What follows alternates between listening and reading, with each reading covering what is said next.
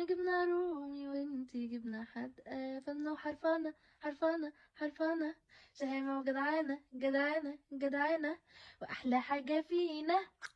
الاستاذ شهاب كان عايز يشغل اغاني الصبح قبل ما يروح الشغل، فانا قلت له لا لا يمكن تشغل اغاني على الصبح كده. بدات اعمل له اجواء بنفسي عشان ما يزهق، وده يوم في حياه بنت متجوزه وما عندهاش شغل ولا مشغله غير بيت. وده فلوج 29/11. اول حاجه كده طلعت على الصاله عشان ارتب كل حاجه فيها، والحمد لله بدات ان انا ارتب كل حاجه. الدنيا كانت مكركبه بس مش قوي، بس انا كنت بلم كل حاجه بسرعه عشان حاسه ان انا مضغوطه وعايزه اقعد كده مع نفسي ما اعملش اي حاجه خالص. بقى هتقولي لي مضغوطه في ايه؟ هل في حاجات مثلا انت عايزه تعمليها؟ لا. هل في حاجات وراكي؟ برضو لا. بس انا عايزه اقعد كده هانم ملكه اميره ما اعملش اي حاجه خالص. كنست بقى السجاده والحمد لله الصاله بقت زي الفل، وكرتونه الميه لسه في مكانها عشان الاستاذ شهاب لسه ما شالهاش.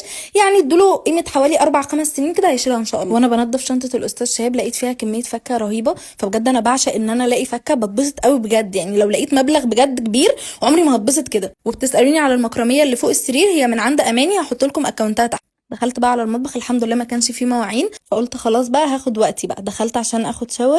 ستارفيل ده للجسم احسن مليون مره من مليون شاور، بس ما تستخدموش على وشك ابدا عشان بيطلع حبوب كتير لبعض الناس.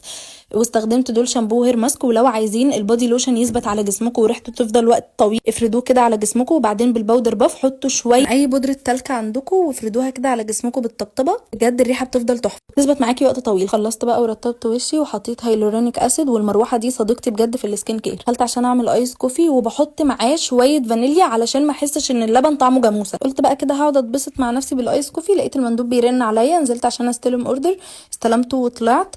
قلت اعمل لي سناك كده بسيط. بصوا انا بحط الذره الصفرا دي في الميكرويف لمده 3 دقايق بتستوي تماما بدل السليق يعني، وبعد كده بحط عليها زبده وبابريكا وبصل باودر وشويه ملح صغير. بقى اتفرج كده شويه على ورد وشوكولاته، وللغدا عملت نجريسكو. ولو وصلتوا هنا فيا رب شعركم يتقل ويطول، واشوفكم في يوم جديد. باي.